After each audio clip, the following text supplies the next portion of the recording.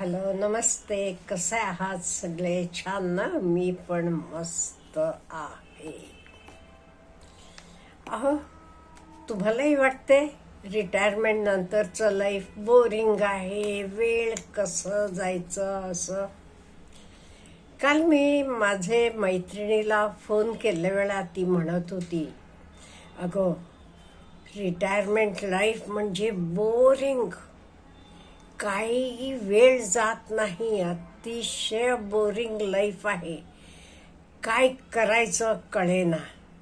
मी तिला बऱ्याच गोष्टी सांगितल्या, त्या मी तुमच्याशी पण शेअर करणार आहे. पहिली गोष्ट, आपण रिटायर होणार आहोत हे सर्वांना माहीत असते, प्रत्येकाला माहीत असते. आपण आपले कामातनं आपल्याला निवृत्ती मिळणार आहे, आपल्याला 58 किंवा 60 वर्ष होणार आहे, मग आपण रिटायर होणार आहे.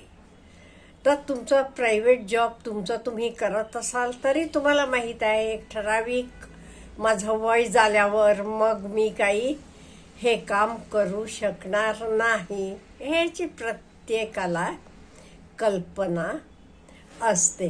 म्हणजे हे काही ऑल ऑफ ए सडन घडते, आपल्याला माहीत नाही असं नाहीये. त्यामुळे आपण आपला रिटायरमेंटचं दिवस कसे सुखाचे करायचे, आनंदाचे करायचे, हे आपले हातात आहे. आता मला म्हणाला तर मला काही बोर होत नाही, कधीच बोर होत नाहीये. आता मी 13 साली रिटायर झाले, म्हणजे बघा किती वर्ष झाली. मला एकही दिवस रिटायरमेंट नंतर सुद्धा बोर झालेलं नाही. उलट मी म्हणते, माझ्या आयुष्यातले सगळे काळापेक्षा हे रिटायरमेंटचे दिवस सुखाचे आहेत. का? बंधन नाही, अमुक वेळेला जावा कामाला, यावा, अमुक करा तमुक करा, कुठलंच बंधन नाही, स्वतंत्र आहोत आपण. त्यामुळे आयुष्यातले अगदी सुखाचं स्टेज म्हटलं तर मी म्हणेन माझं रिटायरमेंटचं लाईफ हे खूप सुखाचं आहे. ते आता आपण आपल्या रिटायरमेंटचे वेळेला आपल्याला वेळ जात नाही, बोर होते. हे बोर होऊ नये ते आपण काय करायचं हे आज आपण डिस्कस करूया. एक म्हणजे पहिल्यापासून आपल्याला माहीत आहे आपण अमुक साली रिटायर होणार, अमुक होणार सगळं. त्यामुळे त्याचे प्रमाणे थोडेफार आयडियाज आपले डोक्यात असायला हरकत नाही. अगदी सगळं 100% तसेच तसं होईल असं नाहीये, कधी कधी जरासं चेंज करावं लागते. माझं स्वतःचं एक्झाम्पल देते मी. आता मी रिटायर होणार होते 13 साली, त्याचे एक वर्षभर आधीच आमचे मिरजमधले तिथे एक शाळा आहे, कन्याशाळा, तिथे इंग्लिश मीडियम शाळा चालू केलेली होती ते नवीन. ते संस्थेचे लोक आधीच मला वर्षभर आधी येऊन भेटले होते. मॅडम तुम्ही रिटायर झाल्यावर आमचे शाळेत लागायचं, आमचे तुम्ही थोडा आम्हाला सेवा द्यायची, असं येऊन मला ते सांगितलं होतं. मी म्हटलं होतं ओके रिटायर झाल्यावर बघूया म्हणून. पण नंतर काय झालं, मी फेब्रुवारीत रिटायर झाले, ते जानेवारीत माझे मिस्टर एक्सपायर झाले. मग माझा मुलगा म्हणाला तू काही इथे मिरजेत एकटीन राहायचं नाही, त्यामुळे तर काही प्लॅन झालं नाही. पण नंतर मी त्याच्याबरोबर 40गावला गेले, तर मी तिथे 2 वर्ष म्हणजे वयाचे 60पर्यंत काम केलं.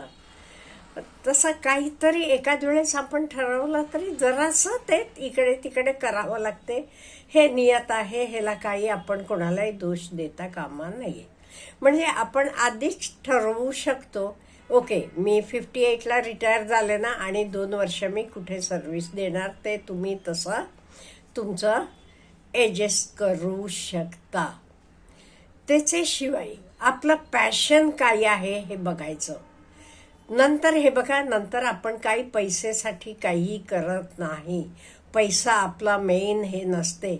बहुतेक वेळेला बहुतेक जणांचं रिटायरमेंटपर्यंत सगळं काही आवरलेलं असते. आपलं स्वतःचं घर झालेलं असते, मुलाबाळांची शिक्षणं झालेली असतात, बऱ्याच गोष्टी म्हणजे सगळ्या गोष्टी आवरलेल्या असतात. आणि एक ते आपली पेन्शन असते, नाही ते आपण आपले फ्युचरसाठी आपले दोघांपुरतं राहणे एवढी आपली व्यवस्था केलेली असते. त्यामुळे नंतर आपल्याला पैसा हा महत्त्वाचा नाही, आपल्याला आनंदात, सुखात, समाधानात राहायचं हे जास्त महत्त्वाचं आहे. त्यामुळे तुमचं पॅशन बघायचं. अहो, मी बघितलेली गोष्ट सांगते तुम्हाला. मी काही बोलते हे सगळं मी आजूबाजूला बघितलेलंच सांगते. आमच्याकडे एक ग्रहस्थ आहेत, खूप चांगली फॅमिली आहे, सगळे नवरा बायको मुलं सून सगळेच चांगले आहेत. ते सरकारी सेंट्रल गव्हर्नमेंटमध्ये सर्व्हिसला होते, चांगले सर्व्हिसला होते. पण ते काय केलं, आपले मुलाला शिक्षण झालं, मुलाला नोकरी लागली की ते VRS घेऊन टाकलं. नो डाऊट 50+ होते तेव्हा, ते 55 वगैरे होते वाटते. मग ते वेळ जायला कार्यालयात जायचे कामाला, तिथे भाजी चिरायचं म्हणा, जे काही काम आहे तर मंगल कार्यालय म्हणजे लोक त्यांना वेडेत काढायचे. तिथे एवढा पगार मिळत होता महिन्याला, तर काम करायचं सोडून इथे येऊन असली कामं करतो होता एवढेसे पैसेला. ते म्हणाले मी पैसेसाठी करतच नाही, माझा वेळ चांगला जातो, मला आवड आहे ह्याची म्हणून मी हे करतो. हे बघा, हे पॅशन म्हणायचं. पैसा त्यांना किती तरी पटीनं पगार मिळाला असता ऑफिसमध्ये काम करायचं ते, पण ते VRS घेतला, मला हवं तसं मी जगणार आहे म्हणून. त्यामुळे आनंदानं जगतात ते. हे मला म्हणायचं म्हणजे काय, नंतर आपण पैसेसाठी करत नाही, आपण जे करतो तर आपली पॅशन, आपली वेळ चांगली जावी म्हणून करतो. त्यामुळे काल मी माझ्या मैत्रिणीला पण तब म्हटलं, तू कशात तरी तुझं मन गुंतव ना. तिची बाग बीग आहे. मी म्हटलं चांगलं छोटंसं गार्डन कर तुझं, तू फळांची झाडं लाव, फुलांची झाडं लाव, बघ तुझा वेळ किती छान जाते. वाचन करू शकतो किंवा आपण नवीन काही शिकू शकतो. आपण नोकरी करता ते गडबडीत आपल्याला शिकता आलं नाही, नवीन काही भाषा शिका, जर्मन शिका, फ्रेंच शिका. हल्ली तरी काय घरात बसून आपण सगळं काही करू शकतो. देवाधर्माची आवड असली तर देवपूजा करा, भजनाला जावा, कीर्तन ऐकायला जावा. आवड असली तर कीर्तन करा. शिकवण्याची आवड असली तर तुम्ही आजूबाजूचे मुलांना मन लावून शिकवू शकता. काही सोशल वर्क करू शकता. त्यामुळे आपण आपले रिटायरमेंट नंतरचं लाईफ कसं जगायचं, कसं आनंदी राहायचं शेवटचे क्षणापर्यंत, हे आपले हातात आहे. नवीन नवीन काहीतरी घ्या, नवीन शिका, नवीन भाषा शिका, नवीन टेक्नॉलॉजी शिका, किंवा तुम्हाला ऑनलाईन आवडत असलं की ऑनलाईन काहीतरी करा.